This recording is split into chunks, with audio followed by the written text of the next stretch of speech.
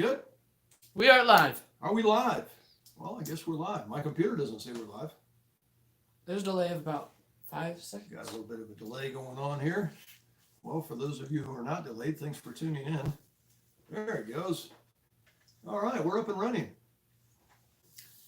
Thanks for tuning in, everybody. This is not my first live Q&A. I've done this a few times before, and I did this way back when, even before YouTube had live or Facebook had live. This is way back in, probably 2007, 2008. I was doing live chats with my students when I was still working at the college. I was doing it through the Adobe platform back then. Now we're going to try and do it through the YouTube platform. It looks like this is kind of catching on. But thanks for those that are able to tune in. I'm going to start with a little bit of a trivia question. Here's the trivia question. How many countries have had someone living there purchase one of my online courses? I'll give you a hint. It's quite a few. A lot of continents, a lot of people from a lot of different countries have purchased my online courses. So if you think you know the exact number of countries that have somebody there that has purchased one of my online courses, then go ahead and write it in the chat box. I'm trying to follow along with the chat box here, but go ahead and follow along in the chat box here and write your guess, your best guess there. Whoever gets closest without going over, I'm going to give them access to my latest project, which is my audiobook. It's a lot of stories. I've collected a lot of stories over the 20 years or so I've been doing this. So I have a lot of stories and experiences, and I put those all in an audiobook here recently, and it's been very well accepted. So whoever gets closest will get access to my latest project, which is the audiobook. So let's go ahead and just jump right in. I have my son here behind the camera, Thiago. He's the technical guy here for us, and he's raising his hand, so that must mean something. What's going on? Baku Chernobyl. Hello. Is there a very moment you realized your life destiny was Luthery? Well, let's just jump right in with both feet here. I've got a bunch of questions. I'm going to try and get to as many as I can. Paco's just sent one in here live for us. Was there a moment that I knew that I was going to be a Luther? Is that the question? Yep. Actually, no. I just kind of fell into it. I was working a tech job, and we had the terrorist bombings here in New York. And that was back in 2001. The company I was working for at the time decided to lay off a bunch of people. They were downsizing. I was one of the people that got let go. And so I contacted a local college here that had a very good woodworking program, great reputation, and asked them if I could come join the program. I wanted to learn how to make period furniture, 18th century, 19th century furniture. And the director said, hey, come on in, bring something if you've built it. And I took a guitar. And the rest is history. I opened up the case and the person said, do you want to teach? And there you go. So that's how I got into teaching. It was not, a 5-year, 10-year, 15-year plan that I, had everything mapped out. I just fell into it. And I've been very blessed with it. Another question there, Chuckle? Yes. So, Dwayne says, how does a fan purchase a shirt like that? Well, actually, I don't have these for sale. I have regular T-shirts for the O'Brien guitar, and I sell those for $20. But I don't even know if I have very few left. Actually, I've done that in the past. I also have the very popular. Let me get one of those. Do we even have any of those? Yes, we do have some of those. I have the very popular, highly coveted O'Brien Guitars ball caps that I have. I used to sell those via my website for $20, and I took them down because I went to Brazil on vacation one time for a few weeks, and somebody contacted me with a nasty email saying, hey, you take my money, but you don't ship. Well, I had no idea because I was in Brazil. So anyway, I sell these for $20. If you're interested, it's not a real money maker for me, but if you're interested, send me an email and we'll work out the details. All right, let me jump right in here with some questions. Thank you very much for your questions. People have sent them in YouTube, Instagram, email. So let's just go ahead and jump right in. This question came via email, and it says, Robert, sometimes when using your neck angle jig, I don't get exactly the correct angle I want. Am I doing something wrong? This is from Tim in New York. Tim, no, you're not doing anything wrong. Sometimes that just happens, and I've got my jig over here. Let me just bring it over here, and for you guys that don't know about the jig, and kind of explain what he's asking. So this neck angle jig, this design was put together by one of my students named Rolando Padron down there in Victoria, Texas, and he's done a great job of designing. I used to have these separate, where you would do the body, the mortise cavity on one side, and then the neck angle on one side, and it's very well done. It's got the swivel on the on hinges here, so you can set exactly the correct neck angle. Anyway, I've got a video on YouTube that talks about history of it and where the design came from. But what he's talking about, what you do, where's that guitar? Here it is. What he's talking about is you take a guitar body. Obviously, this one doesn't have the top yet, but you take a guitar body, and with the neck clamped to the shelf down below, you place it there, and about where the saddle location is, you'll set that up for the correct gap that you want. And if there's any little small debris of sawdust or anything under there that doesn't sit just right, then your angle's not going to come out exactly correct. And that's pretty normal. It happens.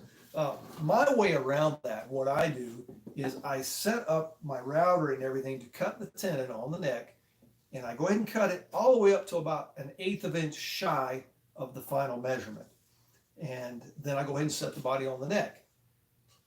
If it's not exactly the angle I want, I've got that last 1/8 of an inch to make a minor adjustment and come in and redeem myself, and then life's good again. And occasionally I'll need to do that. But I always do it just out of habit, just in case. Most of the time it comes out perfect, right where I want it. And but if it doesn't, that's the trick. Stop about 1/8 of an inch shy of your final mark on your tenon, and then go ahead and set the neck. Then if you need to, make your adjustment and drive it home. So there you go. Let's get this back out of the way here. Yes, sir. Okay, we got 2 questions. Okay. How important is grain orientation with acoustic guitar bridge plates? Does it need to be quarter sawn? That's a great question. The bridge plate goes inside the guitar, the steel string guitar. Does it need to be quarter sawn and grain orientation? Well, I always run it across the top grain, obviously. So in fact, let's see, we got one right here. Here's the top. The grain is going across. Obviously, the soundboard grain is going this way, so the grain of the bridge patch is going across it. I just happen to use rosewood bridge patches, and I take them to about 2.5 millimeters or 3/32. I don't think it really matters if it's quarter sawn or flat sawn. What I try not to do is put all of the holes right down the center of the same grain line. So I'll skew the grain when I make the patch so that it's a little off the line. But quarter sawn, flat sawn, I really don't think it matters. Maybe that's a great topic for discussions, kind of like Mac or PC or Coke or Pepsi. Anyway, next. Casey Fish says, "Hi Rob, I have fret buzz even after leveling and dressing. Truss rod is set and action is medium high. Any ideas?" Well, there's a lot of things that can cause fret buzz.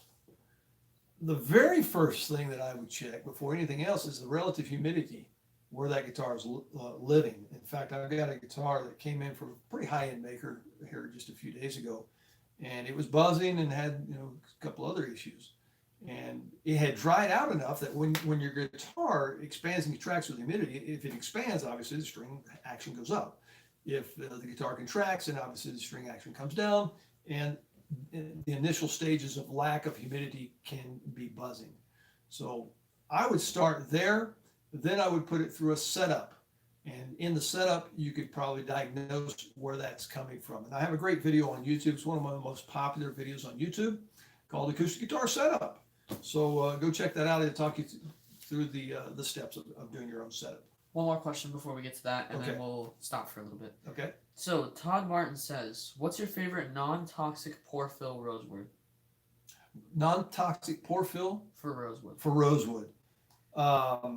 Non-toxic pore fill for rosewood. I've got a question in here. I think that we'll address that. So let me get back to my questions that people have sent in, and I think that will answer that question. Okay, here we go. So question number 2 also happens to be about the neck angle jig. So I've used your neck angle jig many times with great success using the LMI mortise and tenon templates for the bolt-on necks. I want to make a straight dovetail.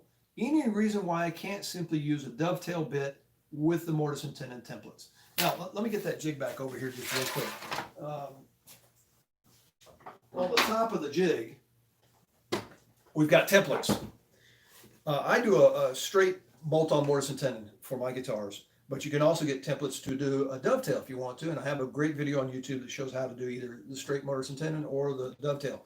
The question from the viewer here is he wants to do a straight dovetail, and that's fine. You could use the mortise and tenon templates to do that. However, when you're cutting the cavities, make sure that you hog out the majority, put your dovetail bit into your router and do the profile on the cavity. But I don't see a reason why that would not work. A good rule of thumb, though, for anything, especially finishing, is test it on some scrap first. Make sure it's going to work for you. Okay, here's another question. Robert, I really enjoyed your video on the LMI Aqua Coat, and I'm thinking about trying it on my first guitar. I think this is the question that's going to answer that question, Chaco, about pore filling in rosewood. Okay.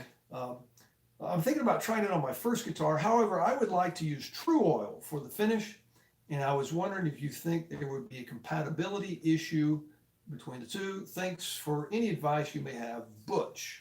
Well, Butch, thank you for your question. The product that he mentioned here is Aqua Coat. It's a water-based gel clear wood grain filler, ready to use, fast drying, easy cleanup. It fills wood pores to create a smooth tabletop finish. Blah, blah, blah. Works great. So, based on the description, I think it's a great alternative to any type of pore fill. And the question is that came earlier is what type of non-toxic pore fill would I recommend for rosewood? This product is non-toxic. This is what I would recommend. Aqua Coat. Yeah, Aqua Coat. It's the clear gel. It's very easily applied. You're going to need several coats. And if you're going to use it under the True Oil, like this viewer has asked, make sure that it's completely cured. There is a bit of shrink back, so don't rush your finish process, and make sure that you do several coats, sanding, and I see no reason why you can't have a great level finish for your or level substrate for your finish to go over the top. Be it lacquer, True Oil, water-based, whatever. This product will go under most any type of top coat. So yeah, go right ahead. I don't see why it would not work. Just make sure it's fully cured. Here's another question. This one's from YouTube. Robert, I have a question relating to an old classical restoration. The spruce top is fairly bad. I don't want to replace it. How can I get it looking better in terms of filling the bad spots and trying to match the color by spraying the whole top to mimic old spruce? Thanks. This is Mark Vandermerwe, M-E-R-W-E. I'm not sure how you pronounce it. I'm very suspicious of this question because I was watching Dan Erlin on his live Q&A just about an hour or so ago, and I saw this question in the questions there in the comments section. So I didn't finish watching completely Dan's live Q&A, so I don't know if he even responded, but I'll try and do my best, and hopefully I don't contradict anything that perhaps Dan would say. But the classical guitar restoration is fairly bad. I would start by, first of all, it depends on whether or not you want to, completely remove the finish or not. I don't recommend refinishing instruments. It's a lot of work. I don't think it really does anything to help other than visually, and it can do a lot detrimentally to the tone and to the value of the instrument. I use the Aqua Coat that I get from LMI a lot on small blemishes and imperfections, dings and things around the sound hole on guitars where you have fingernail marks, things like that. It's a great leveling agent, and then you can top coat it with French polish or shellac, whatever you want to do. Like I said, I don't recommend completely refinishing a guitar. Now, as far as mimicking an old spruce, there's a lot of things you can do. Colored shellacs, you can even use your lacquers to add dyes and things to tone them. You can even dye your fillers here if you need to do that. So there's a lot of different options. Without seeing a picture and seeing the guitar in hand, it's kind of hard for me to diagnose and give some great advice. But I would start just by slight scuff sanding, level sanding, get everything level, and then decide on what you're going to do with the finish over the top of that. Just another question here from Thiago from the We live have a lot comment. of questions. I have a lot of questions from the live At least comment. 8. All right, I'll try and get to as many of them as I can, but let me just go back to how I opened the video here. We're doing a little trivia question. The trivia question is, how many countries have had someone living there purchase one of my online courses? And how are the guesses going? People guessing? Yeah, we had 3 guesses right at the beginning, but then a lot of people joined after that. Okay, So that's why I'm if you guys repeating want here. to start answering, go ahead. Yep, so here's the trivia question, and the prize is you get access to my latest project, which is the audiobook, My Life as a Lutheran Instructor. Got a lot of great stories and experiences that I've collected from over 20 years of doing this. So just put in the comment section here your best guess, how many countries have had somebody from that country, from those countries, purchase my online courses. It's quite a few. I had one from New Caledonia the other day. I don't even know where that is. All right, let's get to one of the live questions here via the comment section on YouTube. Go ahead. Quick comment. I don't know if this is a joke or not, but I guess it could be viable. The Anarcho Luther said, answer all of them. Answer all of them. Oh, No, all of the them. countries. Actually, no, but I will give you a hint. 5 continents. Okay. 5 continents. All All right. right, let me get back to another little question that someone sent to me here. Is that okay? Then we'll get back to some live Yes. questions. All right. Here we go. Oh, this one's from Brazil. Jose Ribeiro. Hola, Jose. I'm going to have to translate it. Good afternoon. I'm from Minas. Oh, my wife's from Minas. Great state there in Brazil. It says I'm a hobbyist and I build violas and guitars. And I use polyurethane, the automotive version of polyurethane. I would like to know what type of polishing I should use to get a great finish. Thank you very much. Forte abraço, Jose. Thank you very much, Jose, for your question. I use, when I was living in Brazil, I used PU or polyurethane on all my guitars. 2-part urethanes. Got very comfortable using it. I loved the finish. My good friend Jeff Jewett also has a video we've done in collaboration showing how he applies the polyurethane 2-part urethanes. To buff it out, I use just regular buffing wheels and the Menzerna polishing compounds. And I have a dedicated buffing wheel and dedicated compound, obviously, for each buffing wheel. And I'll take it, coarse, medium, fine kind of thing. And when I get done, I got to wear sunglasses because it's so bright. And you probably want to, if you're a stage performer, you probably want to pass out sunglasses to the audience because it's going to blind everybody if you do that properly. It's a great, great finish. I love it. I applied thin, but I got very comfortable with using with the 2-part urethanes, and I like them for a finish. Here's a question via email. Robert, I'm applying a gloss finish to my first acoustic guitar. I'm using a spray-on water-based poly purchased from LMI.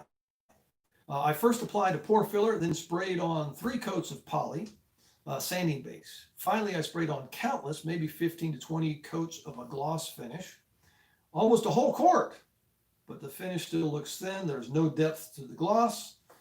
I can still feel the wood a bit, and where there are a few wood grains still present, the grains are very evident.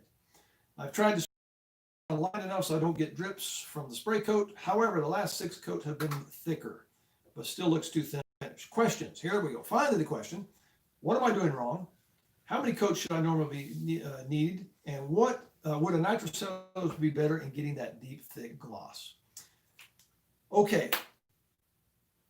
Let me start with this. Probably you're using the Bright Tone water-based finish available from LMI. They make a sanding sealer which has been tinted. They have a glossy top coat. They also have a wood grain filler if you want to go with that. And I did some sample boards a number of years ago using these products. And these have just been banging around my shop. And when sometimes people ask me to do things for testing finishes. And when I tested this one, I do exactly what the manufacturer says not to do. And that is, abuse the product. So I used a foam brush and painted it on nice and thick. And anyway, that's what I got. So I'm pretty impressed with this product. There's one on Spruce, there's one on rosewood. Anyway, so that's probably the product you're using. And who just showed up over there? Hey, it's the girl from Ipanema. What do you got over there? Have some coffee? Oh, the girl from Ipanema has just brought down some coffee here for us. And some surprise. Wow, a surprise. What do you got? I'm gonna get to you. I'll get right back to your question here in just a second, Ted. This is from Ted in California, by the way. Cheers. What? Oh my God, look at that, folks. Fresh. We got some fresh Brazilian cheese bread and a cup of coffee, Brazilian coffee here. Every time I go to Brazil, we try and go about once a year because, I have family there and everything. And every time we go down, we go down with the suitcases are full for family, gifts for families and friends and stuff. And then when we come back, the suitcases are generally empty.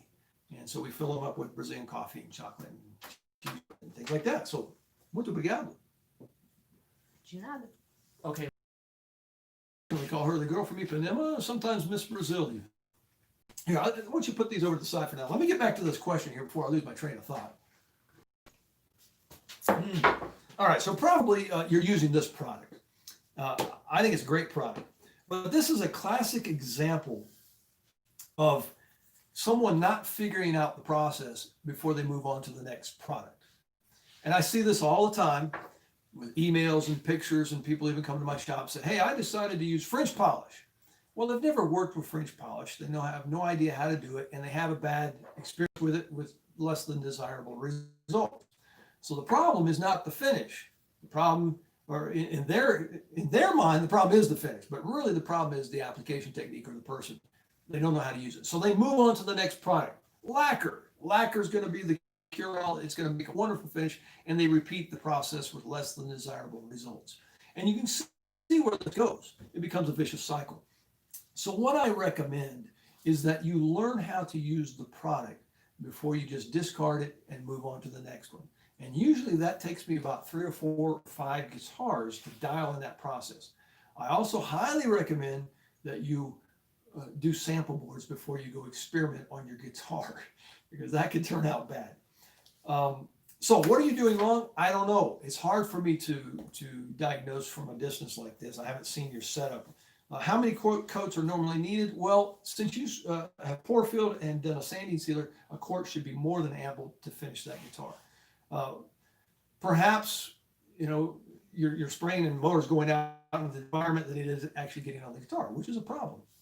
So let me recommend that you do something. I recommend you contact a friend of mine named Jeff Jewett.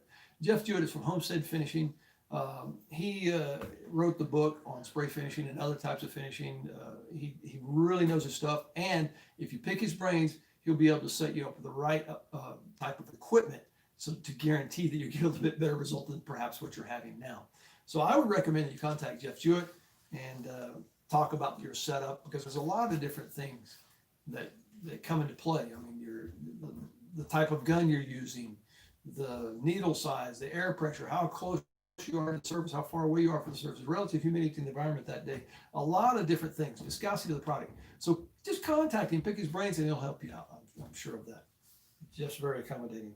From my son here behind the camera, he's got another question from Okay, the one quick live question. chat. Go ahead. One quick question. Carl says, how do you spell Jeff's last name? Jewett, Jewitt. Jeff Jewett from Homestead Finishing Products. Look him up on the internet.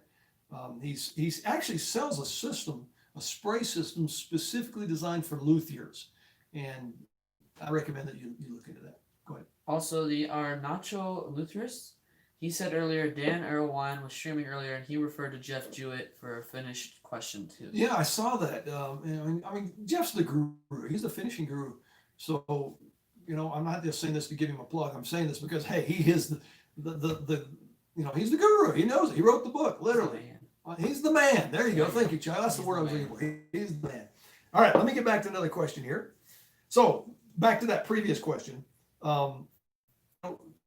Balance system before you move on to the next one. All right. Here we go. David from, this is an email question. When you're tuning classical and steel string top and back plates, what are you looking for? And are there frequencies, notes, etc., that you are looking for? Is there an app that you use to measure the frequencies? When I'm voicing a guitar, and I don't like that word voicing. Kent Everett, a good friend of mine in Atlanta, he taught me a lot, and thank you very much, Ken. But one of the things that he taught me was that you're really not voicing your guitar. You voice your guitar, your instrument, you choose the body size and shape and the materials. That voice the instrument. A banjo is never going to sound like a drum, for example, an extreme example, but yeah, it's never going to sound the same. So I don't necessarily worry about, that. I choose the materials, the body size, shape, and the guitar will have the voice that I intend. What I try and do is make it more or less responsive. I make it the best guitar I can possibly make. And I don't necessarily worry about the frequencies when I'm voicing. For example, this is a steel string top. First thing you do when you give a piece of wood to somebody, they start banging on it. And I always start laughing because, what does that mean? That's like going to the car lot to purchase a car and you start kicking the tires. Everybody does it, but what's it mean? So banging on the wood is just, like kicking tires, unless you know what you're looking for. I like to listen for something musical. I don't know. This microphone probably isn't going to pick this up, but is that picking that up, Juggle? Hold on.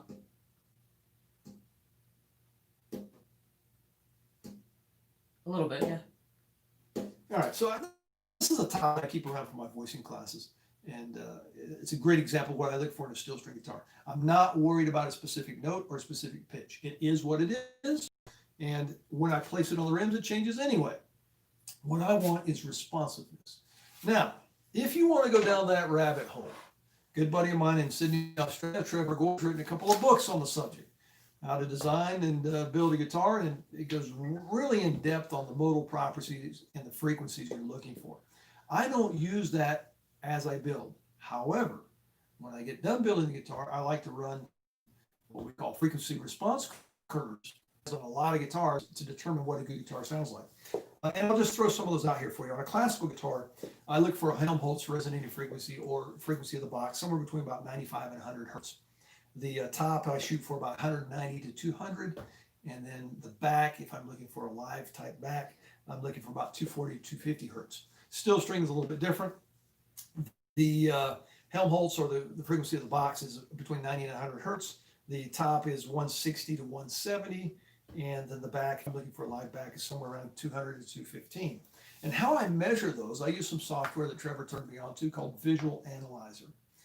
Trevor and I did a video, an online course last year that talks about all of this and how to set if you have a responsive guitar. So it's on my website, o'brienguitars.com. Look for the Trevor Gore's modal tuning course.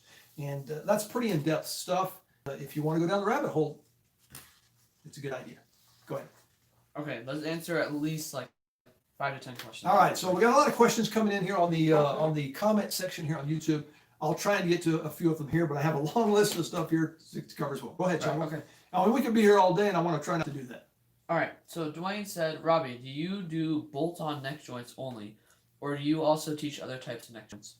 I don't teach other types of neck joints. I have done other types of neck joints, butt joints, dovetails, bolt-on, mortise and tenon, Spanish heels. In my classes that I offer here in my shop, the classical guitar, I do Spanish heel, and the steel string guitar, I do a bolt-on, mortise and tenon. I know there's a lot of people out there, and this is opening up Pandora's box, that swear that the best joint acoustically for a guitar is a dovetail. Well, if you hand them a guitar and they play it and then ask them what kind of neck joint was used, and they can't tell you.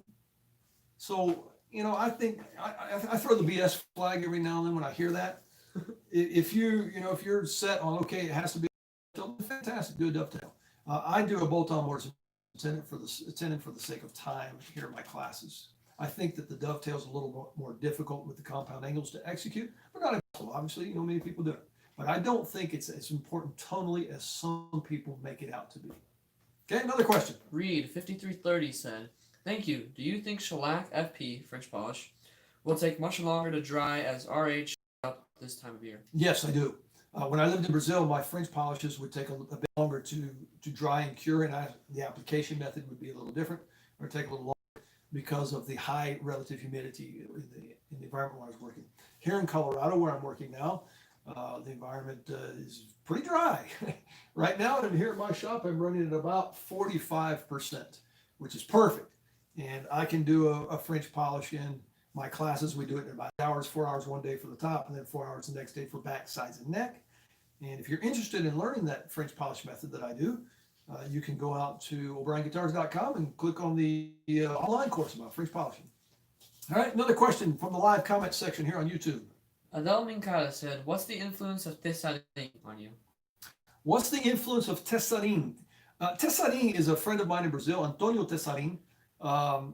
He taught me how to build classical guitars. I studied under him for a few years when I was living there. And thank you very much, Antonio Tessarin, for what you have done for me. I make my living today based on some of the information that you've selflessly passed on to me. So thank you very much. His influence was very great when it came to classical guitars. I learned a lot from that gentleman, owe him a lot, and very appreciative of what he did for me. So yeah, the influence is pretty big. And by the way, I show that method in my own. Okay, Kyle Carlson. I figure I can spread out costs by purchasing some things along the way. Mm-hmm. But what are the things I'd be a fool to do without from the start? I get that question a lot. People that want to buy my online courses, the first thing they ask is, do you have a tool list? And I purposely did not put together a tool list because I didn't want people to think that they had to have my tools or my jigs to be able to build the instrument. You don't need to do that. Some people build guitars with pocket knives. Now, I don't recommend that, but it is certainly possible. So the first thing I tell people to do is when they purchase my online courses is don't buy anything. Watch the videos from beginning to end. Learn the process. Then you can start analyzing and making a list of perhaps what you already have. Good set of bench tools, scrapers, chisels, wraps, files. Most people already have that. Then you can decide, okay, what perhaps can I make? There's a lot that you can make on your own these days in ways of jigs and templates, and there's so many different ways of doing it that you can make a lot on your own. Then the final step, perhaps what you need to purchase. And here's some things that I would recommend. If you're looking for some type of precision and repeatability, then neck angle jig, binding cutting jig, go bar decks, radius dishes, those kind of things. When you get into specialty work, like in your fret work, I would recommend some of the tools like the string height gate from LMI. I absolutely love that tool. My God. And I didn't have this on my list of things to talk about, and this is not a plug for LMI, but I love this tool. Well, I guess it is a plug for LMI, but they don't know about it. It measures the string height of the action when you're dialing the action. So I absolutely love this tool. I use it also to check the height of my braces as I'm voicing it. So things like that. A lot of things you can do by hand. I have videos that show you how to cut your binding channels by hand. You can cut your neck joint by hand. There's a lot of things you can do by hand. You just need to weigh out, okay, do I have more time than money or more money than time? If you have more time than money, make a lot of stuff. You have more money and time, you want to jump right into the building process and make a phone call and things start showing up on your doorstep. It's pretty cool. Yeah. Okay, so Rolando Pardon said, hello, how you doing, buddy? I'm just going to limit this to steel string and classical guitar top. Okay. Is there anything you prefer to do now that is different from what you originally showed in your video courses? Yes, it's related to steel strings. What you said. Steel strings and classical guitars. Okay. Tops. Yes, there are some things that I do a bit different, especially with the steel string guitar. I studied with Kent Everett when I first started building steel string guitars, and I had already been building classical guitars for a number of years. And so I approached the steel string guitar from a classical standpoint. In other words, they're built very light and very thin. And when I put the strings on, I had immediately a great sound out of the instrument. It was a quick pop, however, it was a quick decay. I lacked that woodsy, I describe it as a woodsy, mid-rangey kind of overtone series. And one time I'm in Kent Everett's shop in Atlanta, we're having lunch, and I said, Kent, I'd really like to get a more woodsy, mid-rangey. And he said, well, if you want a little woodsy sound, you got to leave wood in your guitar. Bing, the light bulb came on. And so I started coming back from the cliff, started leaving a little bit more wood in the instrument. And now I have a nice harmonic overtone series, mid-range, and I can still get the bass. The fingerstyle players love them. The earlier steel strings that I were building were better for the jazz comping kind of players, the boom chuck, boom chuck, boom chuck, so that they can, get the note, quickly decays, and the next one is so quick that, the previous one will not get in the way. So I've started doing that. I've also rearranged my bracing pattern a little bit. The only thing that I put through the rims these days is the upper transverse brace and the upper part of the X brace. Everything else stopped short, and I've also done some different reshaping. Who knows? Maybe I'll do a new online course one of these days and talk about things that have changed I do differently, because I've been doing this for over 20 years, and we adapt and change along the way. The online courses I did are almost one of them's 10 years old, the other one's about almost 10 years old. So a lot has changed between now and then. One more simple question. All right, simple question. Why Dograts says, your videos seem to always show the room behind you with guitars on the wall. What goes on in that room? Cody Stark. Good question. This room behind me, this is what I call the humidor. It's a climate controlled room. I maintain the humidity in there at about 50%. I have a little humidifier in there. And if I get guitars in that have come in and dried out and they need a shot of humidity, so I'll put them in there. Or if I'm building a guitar that's going to Hawaii or someplace that's high humidity environment, I'll actually do the glue ups inside that room there. And so that helps control the relative humidity a bit more, rather than controlling the entire space of my shop, which I also do, but I control a little bit more in there. All right, let me get back to some of the questions here that people have sent me. This one is from YouTube, and his YouTube name is The Big Swede. Okay. After building my first guitar, with you, by the way. Now, I don't have any idea who this person is, but apparently they built a guitar with me. So whoever the Big Swede is, let me know. I'd like to change the profile of the neck slightly. I know the profile that I want from my favorite playing guitar, and I would like some advice on how to proceed. Well, this is easy, especially if you study with me. You know that I use rasp, scrapers, and spoke shaves for shaving the neck. And so just remove your finish with the scraper, some sandpaper. It's probably French polish if you haven't studied with me here in the shop. And then just reshape your neck. Doesn't sound like you need to do very much, so perhaps a scraper would do, or a small rasp. If you need to get a little bit more aggressive, perhaps spoke shave.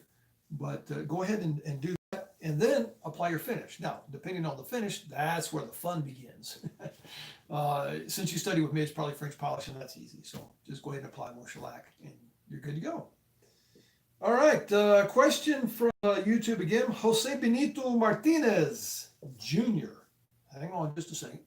Robert, I have a question on sharp fret ends on expensive guitars arriving from the builders via big box companies. I know the humidity factor at the warehouse, but my focus on the fretboard not cured or dried enough from the guitar companies. Therefore, it shrinks at home quicker. Yeah, it's a big problem. I don't see a question there, but rather just a comment. Jose, let's imagine that you were a guitar. You're traveling the world giving concerts in all different types of environments, cold and hot temperatures, relative humidity is very humid, very dry. You're asking a lot of that wood, of that guitar, and also of the glue used to build that guitar to withstand all of that expanding and contracting. It's a big problem. A lot of local musicians here that go out on the roadway, every time they come back, they bring me their guitars and I have to adjust and do things because they're out on the road. So ideally, you want the wood dry when you build the instrument. Most factories are using kiln-dried wood. Smaller luthiers are using probably a combination of kiln-dried or air-dried, and it's probably been in our shop for 15, 20 years at least. So that's not necessarily a problem for us smaller guys. But here's one way. There's basically a few stages to tell the humidity and whether or not your guitar is suffering from the lack of it. One is the action issues. As the top shrinks, the action starts to lower and you get buzzing. If it continues, then you start to get like the fret ends popping out of the fretboard. If it progresses a little farther, then you start getting cosmetic issues in the finish and in the wood. And if it progresses even further, then you get perhaps structural integrity issues because the wood is splitting pretty severely. So don't let it get to that point. As soon as you know that action lowering from lack of humidity, go ahead and humidify your instrument. I do a lot of repair work, and a large percentage of that is just due to lack of humidity. Okay. All right, another question from the live comments. I'll do a question and a comment. So the Big Swede said it's Bruce from Littleton. Bruce from Littleton. Hey, okay. That's just. There we go. All right, we back? Yes. There we go. Are we back? Yes. Holy cow. Well, that's one of the problems with doing live streams. And that problem was from YouTube's end. It was not my internet connection. So they had an issue, I guess, on their end. Could have been a little bit of both. Could have been a bit of both. Anyway, we're back up and running.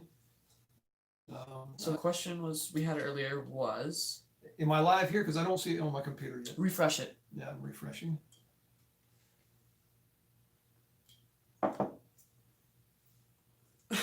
What's that? Someone said try Twitch at Adriana O'Brien. All right, we're back. Sorry for the technical difficulties. Looks like it was on YouTube's end. Let's get back to our questions. Chago, you said we had another one there for the live Yes. comments? So earlier we were answering a question saying, I'm going to be gluing a Cocobolo bridge to a Sitka spruce top. I was planning on using original tight bound. Tight bond, yes. Okay, so the question is, what kind of glue should be used to glue a Cocobolo bridge to a spruce top? Cocobolo is famous for having a lot of oil and in the resin, and can cause adhesion issues with glues. So some people have come up with things like, freshly milled joint or surface, like freshly scrape it or freshly plane it before gluing it. Somebody else came up with the idea of wiping acetone on it. I've heard good and bad about both of those methods. Here's my experience with Cocobolo. I've had students use Cocobolo, and we've used fish glue, hide glue, tight bond, the old LMI white glue, you name it, we've used it, and we've had glue failures. And I've also had people who've done absolutely nothing and not had any problem with all those types of glues. What I do these days is just a freshly milled joint and glue it down. And so I don't go any further than that. I don't wipe it with acetone or anything like that. I would try just a regular tight bond if that's what you want to go with, and you'll probably be fine. Okay, let me get to another question here. Let's see. Back to our trivia question here. If you're joining us now or you're joining late, how many countries have had someone from the countries purchase one of my online courses? It's a large number. Go ahead and start putting your guesses there in the comment section. My son is taking notes. Whoever gets closest without going over will get access to my latest project, which is my audiobook, My Life as a Luthier and Instructor. This one here from who? That the Baltimore Raven football player Edwin Mulitalo is your brother-in-law. How you knew that, I don't know, but yes, that is true. In fact, here's Edwin Mulitalo right here. That is a bubblehead or doll from his playing days. Number 64, right guard, played for the Baltimore Ravens before he retired. And he won the Super Bowl. So if you guys are interested in what a Super Bowl ring looks like, there you go. That is a replica of There's his. glare. Is there? How about that? There you go. That's better. That's a replica of his Super Bowl ring. Oh, and how you knew that, I have no idea. But very interesting. Okay, another question here. Let's see. Stream is buffering a lot. Is it? Is it buffering for you? It looks like it is a little bit. But I think YouTube's having some issues today because I saw Dan had some issues in his as well. Okay, question from YouTube. Patrick. Hi, Robert. I'm building an OEM and I've bent the sides, installed the neck and tail blocks and kerfing. I now see that I have a crack in the side, and then when I try to close it with spool clamps, it's still a 1/2 inch by 1/64 opening. The sides were kind of expensive and I still want to use it. What would be the best way to repair this? I love hide glue and fish glue for crack repair. It's very organic glue, natural animal protein glues. They tend to hide cracks a lot more, especially in lighter colored woods. Now, you didn't specify whether these sides are light or dark. But if they're dark, hey, you're golden. It's very easy to hide cracks and blemishes in dark colored woods. But I like hide glue and fish glue. This dark colored wood, though, a thin viscosity CA glue would probably work well as well. Don't use the viscosity, the CA glue on lighter colored wood, so it's going to leave a line. 1/64 opening, heck, I've seen pores bigger than that. That's not very big. All right, another question from YouTube. This one's from Mike. Hi, Robert. I have a 2002 Estevi GR-08 classical guitar. And notice, do you have any rules of thumb for how you determine when the bridge lift needs repair? Yes, I do. If it comes firing off like a slingshot, then that's a pretty good indication that you need to do some repair. What you can do is just take a thin piece of paper and kind of slide it in around the edges and see how far it goes in. If it's just a couple millimeters, especially on the edges of the bridge, then you're probably fine just to monitor it and see if it progresses. If you're able to slide a piece of paper in, quite a bit, you probably should check. Also, especially around the tie block where there's a lot of structural integrity, you want to, if that slides in there a bit, you might want to think about removing and re-gluing your bridge. But if it's just a slight bit around the edges, just monitor it and see if it progresses. All right. This one is also a question from YouTube, and the person's name is Two Galaxy Girls Allen. Now that sounds like there's a story there. Two Galaxy Girls Allen. Anyway, question from two Galaxy Girls Allen. Hi Rob, I'm thinking of making a tenor guitar. I'm drawing up plans for a 246 millimeter upper bout and 349 millimeter lower bout, and a body length of 450 with a scale length of 596. Holy cow, that's a lot of numbers. I'm struggling with finding info for brace heights and widths. Any advice would be great. Mark, oh, it says Mark, but his YouTube name is Two Galaxy Girls Allen. Anyway, plans. The Guild of American Luthiers has a lot of plans available, and they're very high quality plans. I'm not sure that they have a tenor guitar plan. I'm sure that they probably have a parlor guitar though. But also, if you just do a simple Google search on tenor guitar, a lot of plans will pop up. I can't vouch for the quality of them though, but I do know that the Guild of American Luthiers has great quality plans. Chago, how are we doing on our guesses over there? We got anybody getting close? One guy's off by 20 or 30. Oh, really? That much, huh? Yeah. Oh, man. Everyone's going really high. I'll say that. Really? Too high. All right, don't go over. So there's some people saying like 215, 150. I don't even know how many countries there are in the world, but don't go over the number of people who have bought my online courses from various countries around the world, because if you go over it, you're disqualified. You have to be under. Also, we will announce the correct answer at the very end of the stream. Okay, here we go. Another question, Chago? Yes. Go ahead. A bunch of questions. All right. So we missed quite a few at the top, but we're going to have to come down to the bottom. Okay. Okay. Also, if you want to change your answer, let me know. I'm only going to allow it to change maybe once or twice. All right. So my son says he will. He's a very generous guy. I can't believe I wouldn't do this, but he says that he will allow you to change your answer one time. So if you think you've overshot it, go ahead and send in another answer. My son's writing everything down. Like he said, at the end of the stream, we'll announce the winner. Tell me your original guess and then tell me your new one. All right. Tell the original guess and then your updated guess. All right. Question, okay. Joe. Mark Day says, I see you're a lefty. Do you play left-handed? And is that one of the motivating factors that got you into lutherie? That's it. I was, for me. That's why I asked. That's a very good question.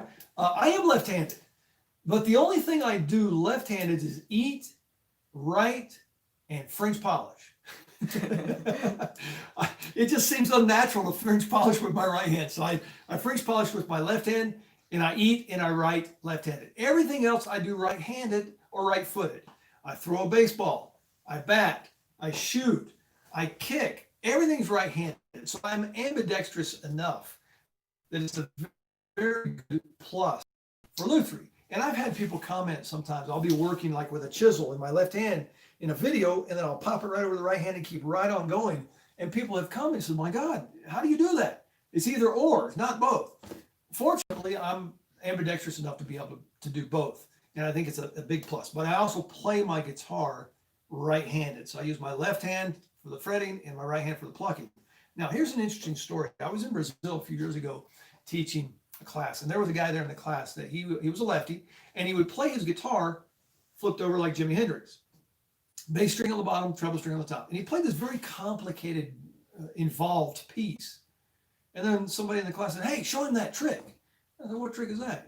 He restrung it with the bass string on the top, treble string on the bottom, and played exactly the same piece. And it was a very involved, very detailed piece. It blew my mind.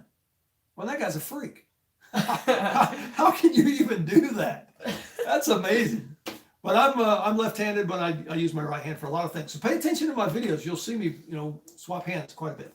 Another question from the live comments. Philip Davidson said, How deep do you route your saddle slots, and how close to the bottom of the bridge would you go? Great question. Most people say to get it as close to the soundboard as possible. I don't know if I buy into that. My bridges are usually in the 8 to 10 millimeter high range, and I usually go in half of that. So 4.5 to 5 is about how far I go into the bridge. Okay, another question from the live comments. How are we doing on time here? We are in 53 minutes. 53 minutes. I didn't want to So try maybe and another 15, 20 minutes? no, I didn't want to go over an hour, but let's see how this is going here. Okay. Let's see. No more. Oh no, one more question. I'm attaching the bridge on my parlor guitar. Relative to intonation, does it need to be perpendicular to the fretboard or straight with the body? A man on a galloping horse wouldn't notice. That's probably somebody that studied with me. I have this rule in my class. It's called the man on the galloping horse rule.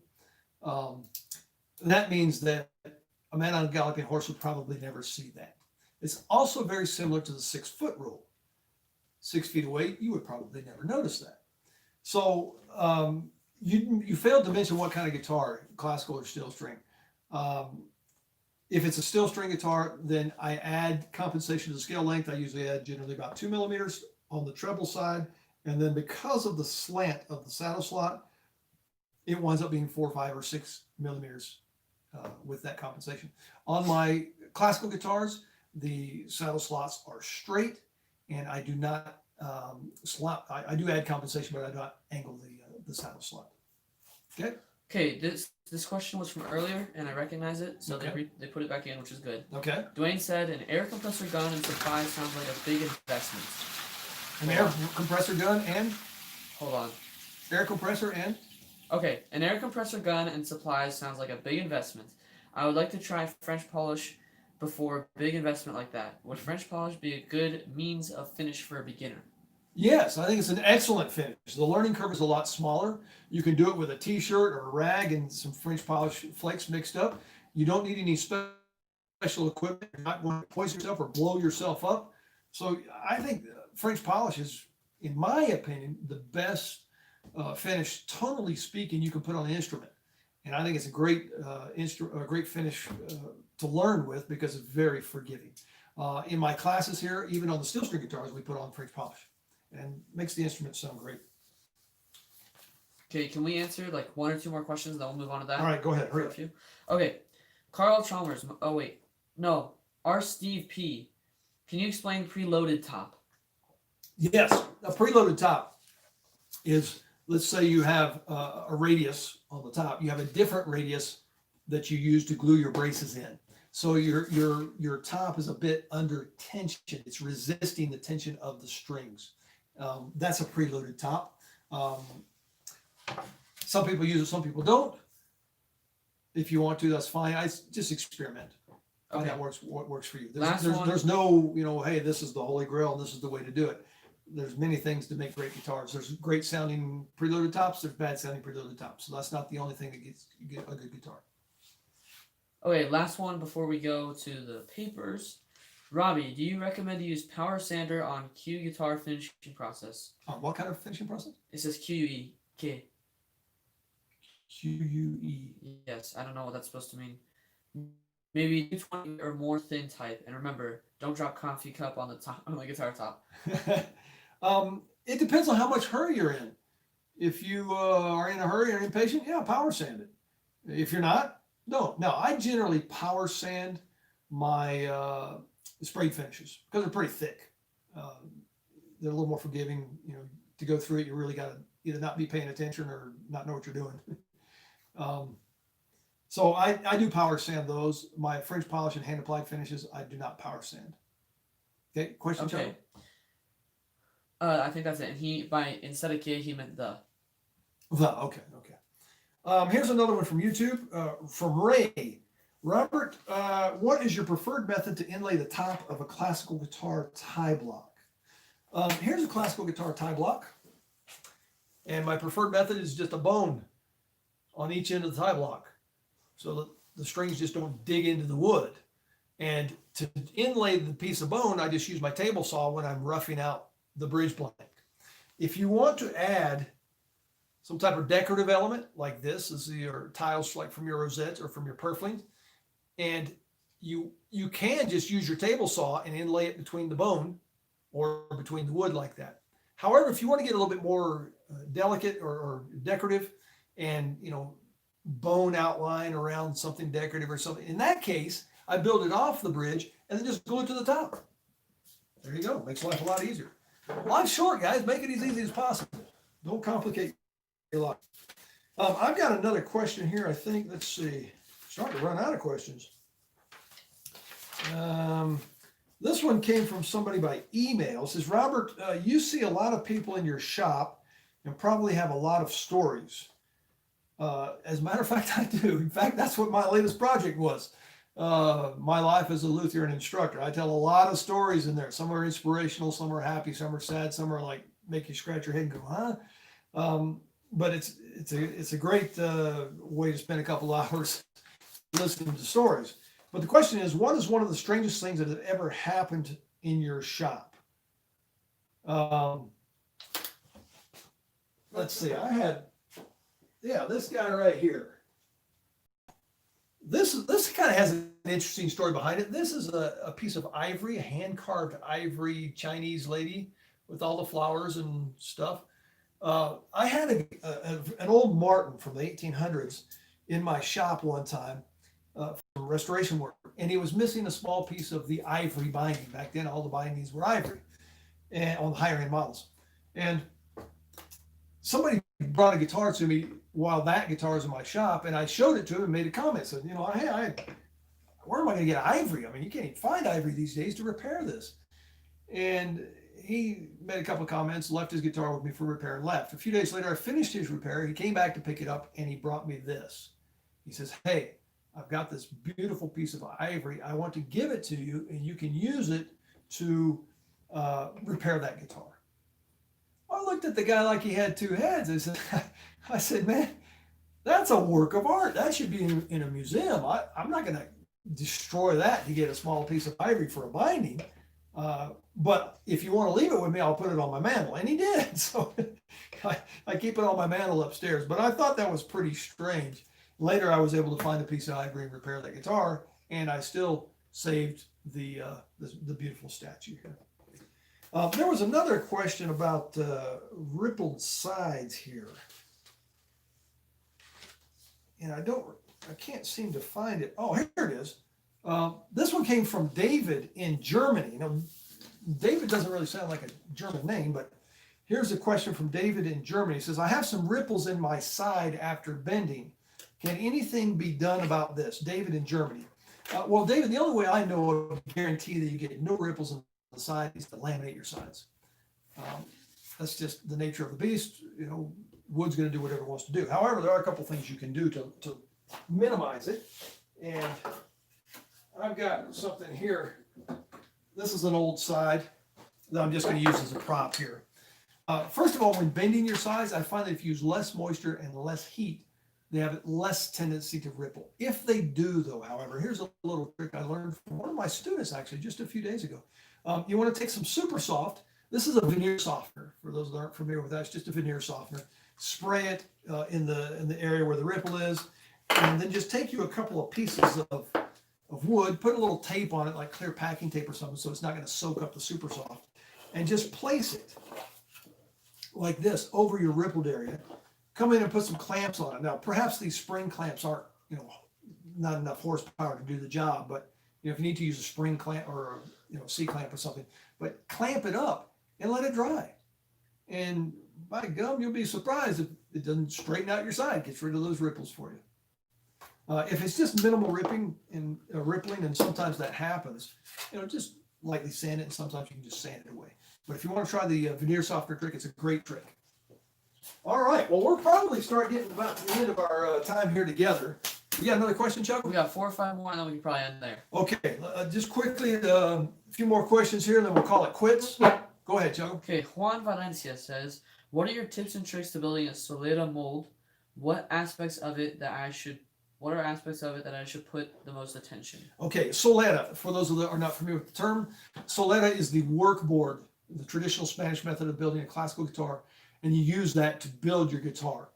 I don't use the traditional soletta. I use a hybrid method, which is just a work board that's been dished out, and then I use an external mold. And you can see that in my classical guitar online course. If you want to learn the traditional soletta method and how to make it, Paco Chorobo's flamenco guitar building course, available via my website, will show that. But basically, you have a dished out area with a neck angle, and then some things to support your sides around that. Okay, next question. Pavel said, "Thank you for sharing this information. I would like to ask, if there is some explanation why Nomex double top guitar is flat, like Damon the Man guitars?" Why is the Nomex guitar flat? Well, it doesn't have to be. It depends on how you make it. Some people go ahead and glue the Nomex and the skins together in a radius dish. Some people rely on the bridge to put the radius on there. You know, if they're going with a classical guitar, they'll put the radius on the bridge. Those things still are flexible. So you can build them flat, and then you can press your braces into them and get some type of radius. Pick your poison, basically. Find some way that works with the design of your instrument, whether it be flat or whether it be radius. I don't think it matters. Okay, next question. Okay. I could ask hundreds of questions, but perhaps taking an in-person steel string class is still my best option, ? Yes, that's a good question. And I get this comment a lot when people come into my class and take my class. Most of them are just getting started or have built a few guitars. But I hear this comment a lot. Boy, am I glad I came and took your class. I'm not trying to, compliment myself here, but it's a great way of, first of all, using other people's tools in shop without having to go and invest in all that. And that's, pretty large investment depending on how far you go into it. So you don't have to buy anything. You just come in and take the class. Second of all, it shows you a lot of things, mistakes and problem areas to avoid. And it will also save you money in that you're not going to buy a bunch of stuff you don't need. So I get that statement a lot. Well, I'm glad I came and took your class. So if you guys are interested, I do offer classes. Okay. Next question. Just a few more questions. Mm-hmm. Robbie, when using the Crystal system, sanding sealer, pour filler, and top coat, when is the best time in the process to add color to light color backs and sides? It imitate rosewood. The sanding sealer has an amber tint to it. If you want to go darker, I suppose you could just tint that. And if you want to tint your top coat, you could also tint your top coat. Okay. Okay. Do you ever use CNC in your build process, Matt Geyer? I do not. Very interesting story about CNC. And one of my unreleased luthier tips du jour, and I have a lot of unreleased videos. You guys are going to be hearing from me for a long time to come, even if I get hit by a bus tomorrow. One of my unreleased luthier tips du jour, I talk about that, CNC or no CNC. Years ago, I was in Spain. I was contacted by a CNC company. They wanted to give me one of their machines if I would do a video for them. Long story short, I got the machine, and after 2 weeks of putting things together and soldering and connecting, it still didn't work.